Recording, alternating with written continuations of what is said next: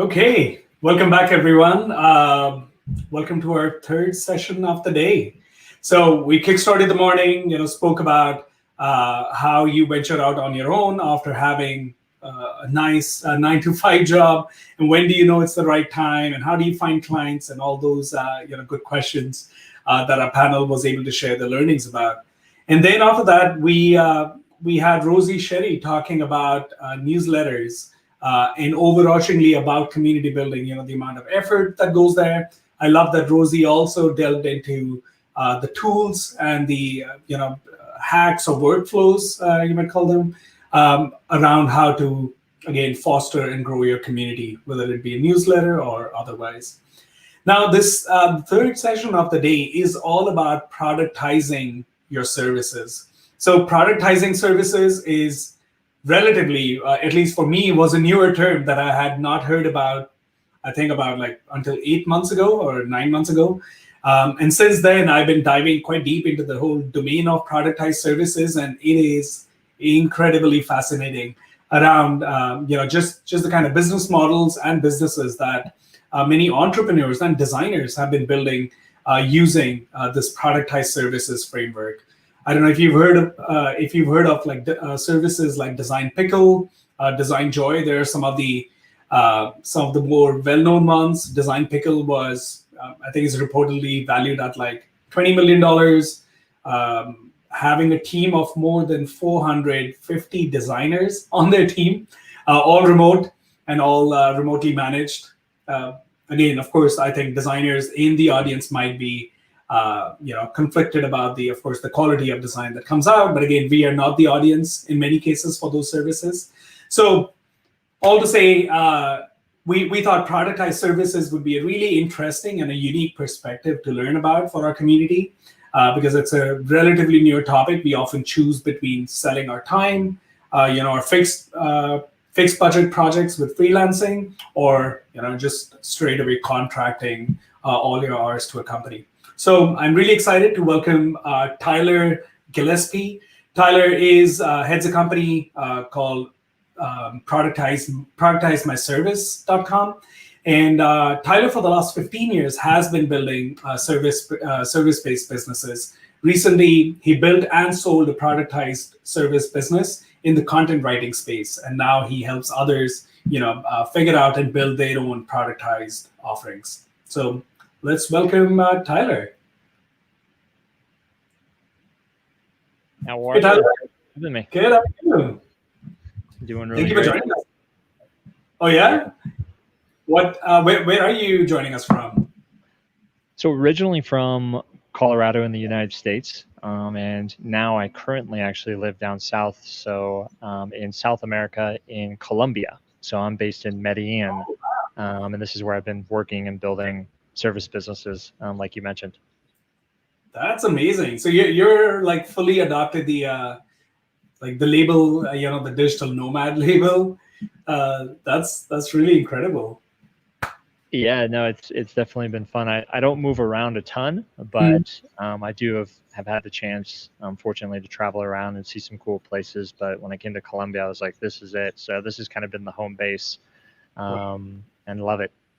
That's amazing. I think someone should definitely build a productized service around, where you can like not do the nomad thing where you're 6 months here, 6 months there, but be like, this is a good alternative for next 2 years, and you're going to save so much money on, everything. Yeah, exactly. That'd be great.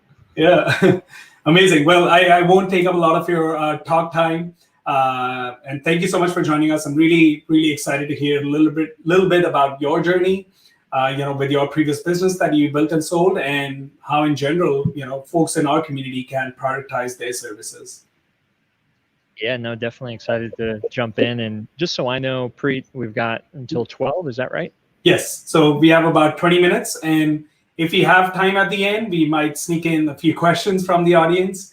But if not, I hope you can join us on the Slack group. We have a speakers Q&A channel as well, where folks might bug you with some questions.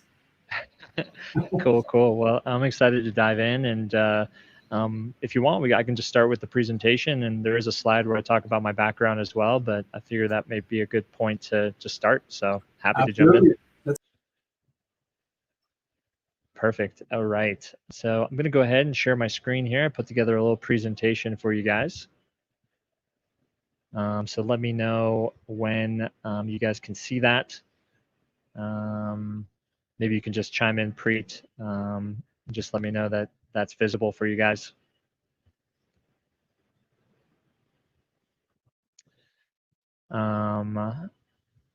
Cool. So assuming everyone can see me all right. Is that right? Are we good? Yeah, we can hear you. Perfect. All right. So I will go ahead and start here. So yeah, today's talk is really just on productizing your freelance or agency or consulting business, kind of from the very beginning. I know, like Preet had mentioned, there's a lot of potential people doing design work or transitioning from a 9 to 5 type of role and either starting with the freelancer or consulting on a part-time basis and going into full-time. So really today's talk is really just planting some seeds of things that I've seen from the very start that I think could be really valuable to consider from the beginning. Because oftentimes when you're productizing a service, it comes from going through all the frustrations, right? That come with running a service business. So if we can almost tackle those and create solutions before that happens, you guys will be in a really good position. So I'm going to go over 5 common service business traps that you're probably going to face at some point during the journey. And I think these are going to be you maybe relatable already, but if not, these are some of the most common that I've seen. There's probably a handful more, but I've kind of narrowed it down for today's talk into some of the higher leverage ones that we can kind of dive in together and cover. To tell you a little bit about, why should you listen to me and to Preet, I'd love to give you just a little background on my story. So obviously been traveling for a little bit, currently in Medellin, Colombia, but before that, I've had about 15 years of experience building service businesses. So the first business I started was an offline, more local based window cleaning business. And we really productized that. That was when, I was about 16, 17 years old. And since then, I've transitioned a lot more online. I've been running a variety of different online service businesses over the years. Also been buying and investing in different service businesses. I run a private group through productizemyservice.com called Productize Mentor, where we actually help service businesses scale. Some more established service businesses that want to scale to 6 figures a month. And then, like Preet mentioned, just recently, about a year and a half ago, I sold my previous business, which was in the content writing space, where we created thought leadership content for SaaS businesses, consultants, etc. We had a team of about 130 writers, and we sold that to a private equity fund about a year and a half ago. So I mentioned all that to just say, hey, I've seen a lot of service businesses. So a lot of the stuff that I'm going to share with you is built around kind of me being a practitioner, me actually doing it, as well as what I'm seeing a lot of trends with different service businesses currently in how they're operating. So I wanted to kind of go over that to give you guys kind of an overview of a little bit of kind of my background a little bit and what I've done in the past. So I also want to share, and I'm going to share this with Preet before the end. I've put together, we have a kind of a database of productized services. There's about 100 plus, I think actually like 120. And my goal with sharing this with you guys is essentially when we finish this talk, you're going to have a lot of ideas. And I think one of the best ways to kind of think about structuring your service business and productizing it more is looking at examples. So really, this is going to be a database of examples of different productized services out in the market. Preet mentioned Design Pickle for design, but there's a lot from slide presentations to accounting to copywriting to content writing to video editing. So there's a lot of different examples, and I think the more samples you guys can go ahead and look and see, the better you're going to have a chance to create kind of a productized service that's going to best fit what you want as well.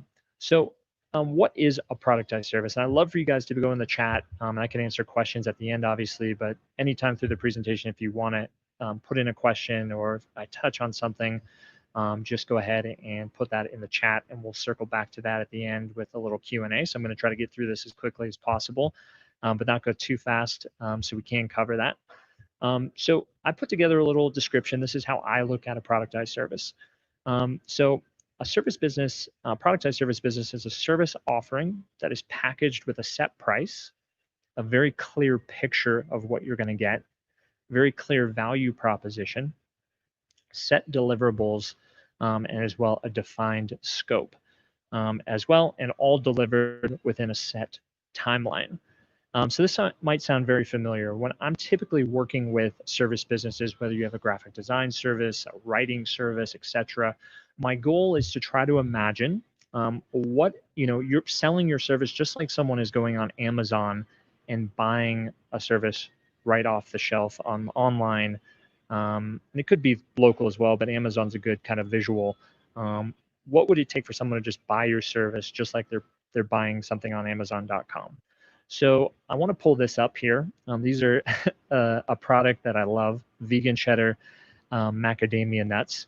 And I pull this up because this is going to be a great example. When we look at a structure of a productized service, there's going to be variables in the process. I think this is probably the most extreme example of what this could look like for you, but I want to pull it up as kind of that thing to shoot for when you're looking at productizing over time.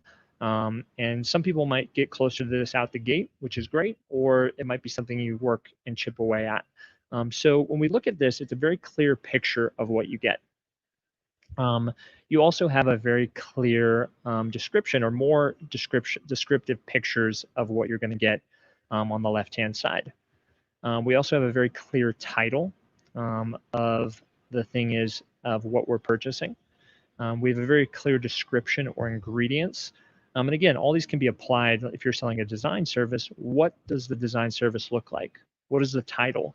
What exactly do you get? What are the ingredients of your service offering? And as well, what is the price? What is the delivery time? How fast are you going to be turning around this service? As well, can I easily just purchase it online with a click? So what I wanted to do, obviously, like I touched at the very beginning, was taking that into consideration, whether you have your service offering positioned like that currently or not. It's a good goal to shoot for. So we're going to go over 5 common business traps, and these are going to look like the following. So the first is going to be the yes problem, saying yes to everything. This is something we want to avoid. Next is going to be margins. How can we ensure we have proper margins in our productized service? Next is going to be MRR. How can we make sure our service has monthly recurring revenue? And the fourth, how can we make sure we're setting great expectations? And the fifth is what I'm going to share with you, which is called the productized focus wheel, which is something that I dive into to really stay focused, especially when you're launching a new service offering. These are 5 things that are really going to help you stay laser focused and get results as quickly as possible. So first we'll dive into the yes problem. So many of you guys know, if you've been freelancing either part-time or starting to, it's very easy to say yes to everything and everyone across the board. And this is where you can get into a lot of trouble, especially when you're on sales calls, etc., or you're talking to people. You very quickly become a graphic designer that can do everything and all sorts of different designs rather than a specialty type of design. So what ends up happening is you start creating a business that doesn't have any boundaries. As well, you start creating a business that unfortunately has a lot of scope creep. So these are things that maybe you originally didn't agree to that just keeps getting added on to a project, and you might be able to relate to that. And I put here, a sales team typically is in love with saying yes. And you might find yourself initially doing a lot of the sales. It's going to be very easy to, let's say, get more people to say yes, to sell people on more. And the problem is that when you do that, your operations on the back end is actually going to be very chaotic, because now you have to fulfill, which is much harder to do than actually sell and say yes to something. So these are really kind of key things you want to think about, especially when you're looking at running your service business. And honestly, productizing is going to help this. You also, when you're saying yes to everything, you're not creating an environment where you have a very specific target market. You don't have a niche. You also don't have a specialty. So I always like to say, when you try to do everything to everyone, you really end up doing nothing really well. So these are some really important things to consider, and kind of a brief overview of kind of what that yes problem might look like. And I think you guys may relate to that to some extent. I know when I first started, that was our case, and that's where a lot of people kind of go wrong. When you say yes to everything, you end up, adding on all these other service offerings that aren't productized. And it just creates headaches and a mess on the back end operationally. And it also creates an environment that's really hard to scale beyond yourself. So really kind of taking that into account. The next problem is going to be margins. So this is probably one of the most deadly issues that a lot of freelancers and service businesses kind of get themselves into trouble initially. And the first point is, you're not thinking bigger than yourself. What do I mean by this is, when you're first starting out, it's easy to price yourself maybe at what you would charge, and not what you could actually pay someone else to help you with it. So you have no margin. There's no leeway within your pricing to actually ever hand it off to someone else, or bring someone else on, or for marketing, or for help, from accounting to, virtual assistant to help with things. You're not thinking bigger than you. So this is really important. Initially, if you want to grow something that's, essentially bigger than just a one person freelancing type of environment.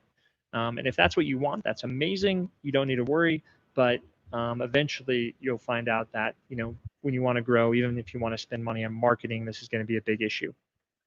So one goal, and this isn't, hard and stone kind of number, but the goal I try to shoot for, and kind of a good rule of thumb, is to have at least a 65% gross margin in your business.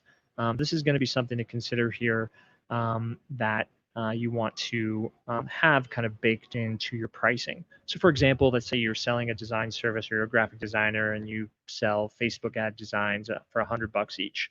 You want to at least be able to hire that out for $35, and $65 coming back to the company, because you also want to think, you have to pay for marketing, you have to pay for operations, accounting software, project management tools, and yourself.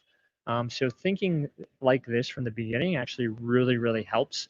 And if you can at least have this margin, and even if you're doing all the work initially, it's going to save you down the road when you do want to bring on more people, and actually have the resources to be able to build a business, again, that's bigger than yourself.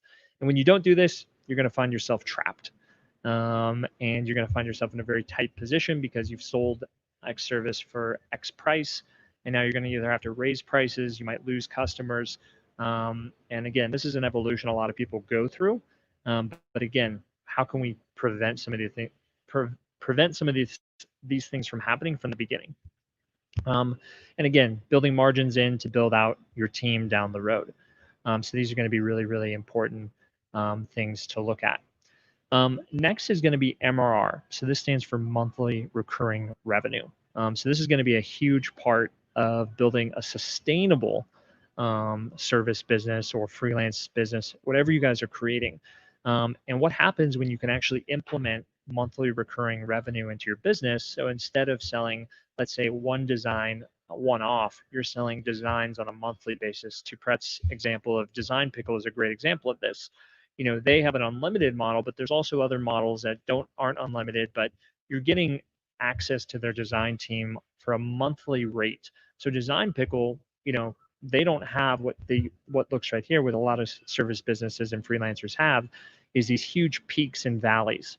You're selling, and then you don't have enough resources, so you have to deliver the work. So what happens? Your sales go down, and so on. So you have these constant ups and downs, which are very hard, not only from a business perspective, but emotionally as well.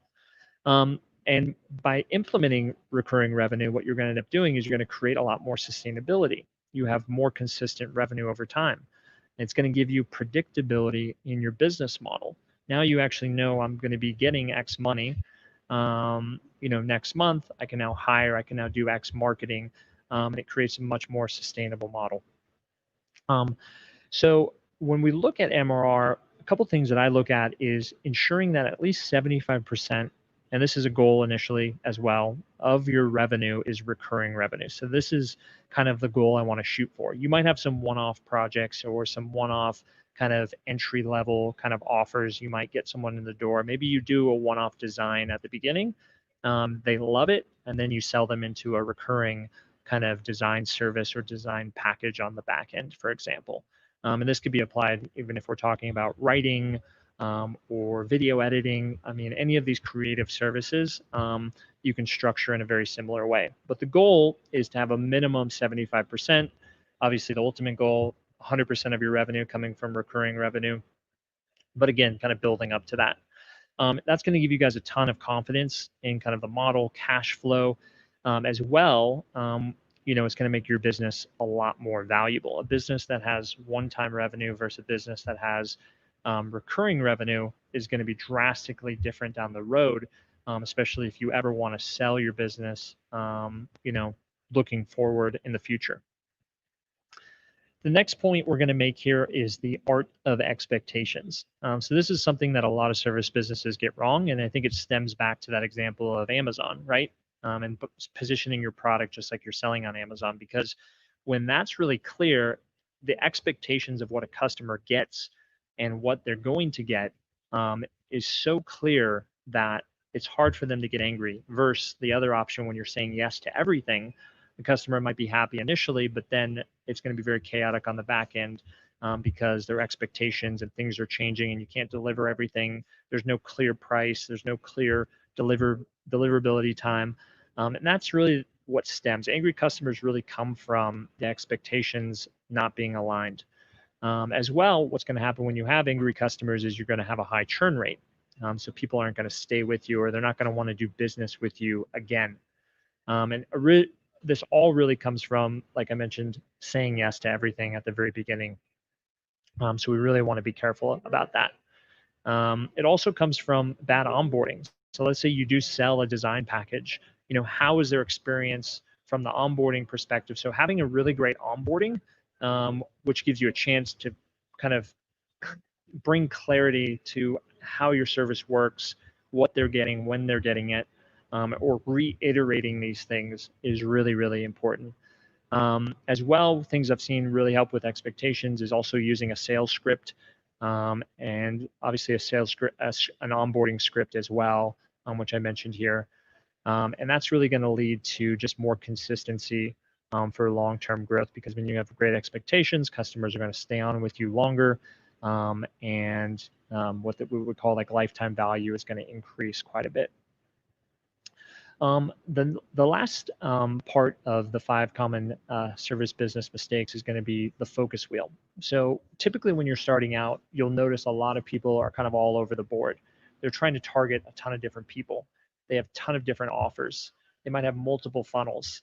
They're trying to get traffic from Facebook, cold email, LinkedIn, all these different places. As well, they're not doing anything consistent enough over a long period of time. So the productized focus wheel is really kind of a reference manual to kind of keep you honest. This is something, just implementing this alone often gives just your business such a higher chance of success than not doing any of this. So I'll go through each of these really quick. The first one is just having one target avatar. And this stuff may change, but when you can at least focus initially and do it for at least 90 days, it's going to give you a chance to get enough data to see what is working and what isn't, because people change too quickly where they never actually give them a chance to see what is working. Are you doing design service for Facebook ads or Facebook agencies? Are you doing design service for realtors? So having one target avatar is going to be really important. Having one offer, not trying to do too many things out the gate, is going to be really, really important. Having one funnel, how you're driving people in, is it to your website, to then to a phone call, to then to a front end offer, really having one funnel and not changing that. As well, one traffic source. Maybe for 90 days you sprint and all you do is focus on LinkedIn or just cold email. So whatever that is, finding one traffic source and just focusing on that. And again, I say 1 year or in 90 days parentheses. I focus on 90 days until you get some traction and product market fit, because you might pivot, you might change things, you might pick a different avatar, or you might change your offer a little bit. Once you get something that's clicking, then focusing on that for at least a year straight and just doubling down on that and not wavering. I think this is really important because people tend to change too quickly, try to target too many different avatars, etc. So these are going to be common things that I think can really help when you guys are launching your service businesses as well. So let's go ahead and explore some examples. So I wanted to show you these, and I'll go through these quick, and you guys can jump in anytime, Preet, if we're coming up on time, etc. But I'll maybe go over 2 examples here just so people can kind of get a better view. So first one, obviously graphic design is going to be huge. So I'm just going to pull up my screen here and we'll jump over to this tab. So this graphic designer that I found, nothing against this guy, but this is an example of what not to do as when you're positioning your service business. So he has a nice page. It is well designed. He's got some samples, but he's got nothing is positioned as a productized kind of offering. He just has a contact me here. You don't know the pricing. There's no social proof. You don't know what you get. It's just kind of a nicely one design page, but it's not a great example of how to actually position your graphic design service. A great example would be this company called Ad Pros, which they offer done for you creatives.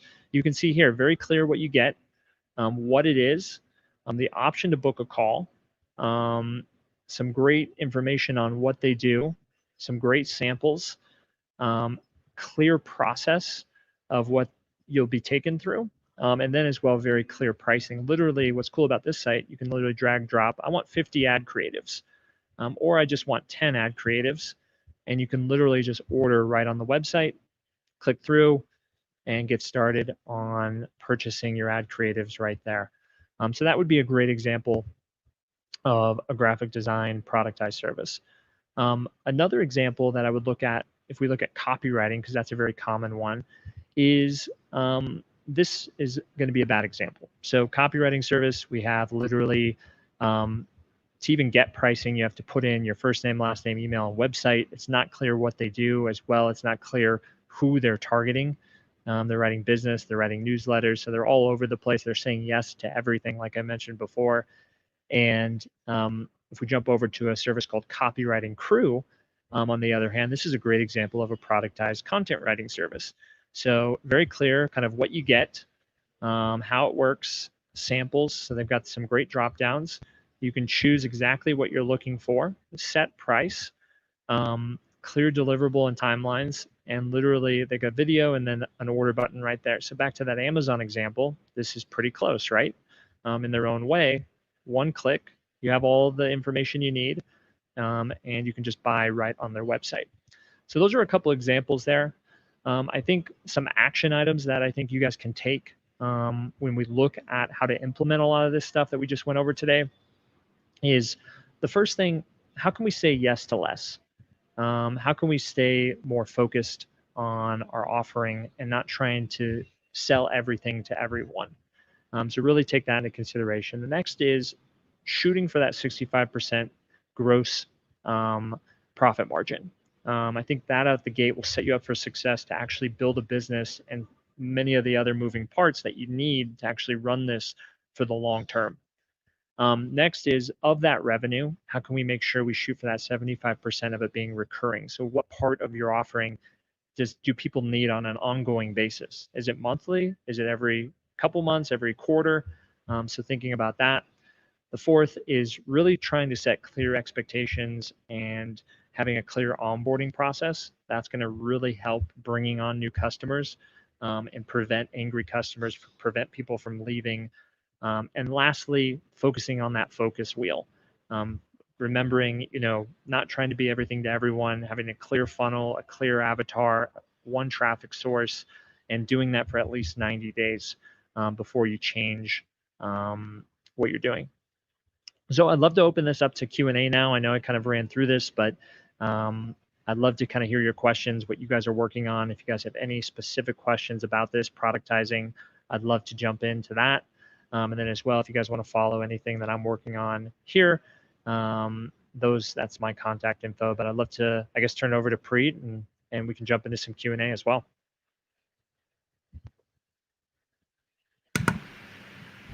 Thank you so much, Tyler. Thank you. Awesome. Yeah, man. I try to rush through that. Hopefully it wasn't too fast, but Oh, that was amazing, and I love the fact that you also shared some examples, because that helps.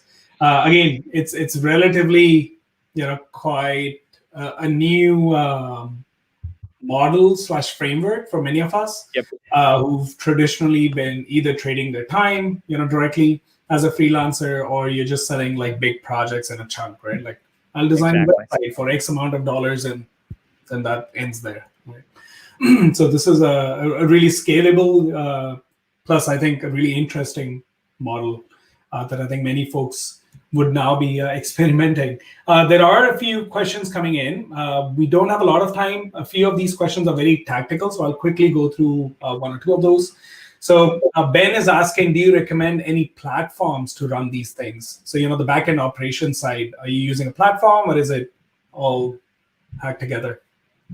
Yeah, so I think there's a couple options when you're looking at different platforms. One that I do like that's actually built for productized services is manyrequests.com. So that could be an option you could leverage. Obviously, depending what you offer, I mean, you could also start lean on like a Trello or Asana or even a ClickUp, which actually I really like as far as kind of the management of some of the services. But many requests might be a good thing to look into, at least initially.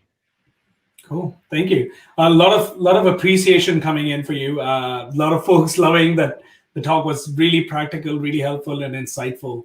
So thank you so much for that, Tyler. It would be amazing if you can join us in the Slack group. If folks have more questions, and if you can ask them in the Slack group, that would be incredible. So thank you so much again, Tyler. Really appreciate it. Hey, thank you. Thanks, guys, and I really appreciate it as well. Talk soon. Bye. Okay. So that was quite an incredible start to the conference and the day one of the conference. Had some 3 really amazing sessions to start our day. And now we are going in for our break. So, of course, before we start our next session at 2 p.m. EDT with Chris Do, you can either just take a break, relax, get away from your screens, or we also have 2 really exciting activities planned for you, which I'll also share quickly in the Slack group. So first of all, there are a lot of talented speakers joining us for the conference, but there are also some really incredible folks as attendees who are in the conference. And we want to make sure that that one-on-one networking aspect of in-person conferences is not lost. So we will be hosting an icebreaker session now. Like, after we end the stream, I'm going to go in Slack and share the links. So it will start at 1:10 and go all the way till 1:50 p.m. EDT. So for the next 40 minutes, we'll be hosting this icebreaker session. And then we are also, we've got Brandon Johnson joining us. Brandon from Chicago. Brandon is a freelancer, screenwriter, and author working with some really amazing companies on some incredible projects. And Brandon will be doing a short 15-minute AMA on Zoom. So it'll be a Zoom call where anyone interested can join in. So more like a group hang, which will be happening from 1:15 to 1:30 p.m. So right now it's 1:10 EDT, so starting in 5 minutes. And so we have these 2 activities planned, and then after that, at 2 p.m., we will have our opening keynote speaker of the day, Chris Do. So I'll see you shortly there. Bye.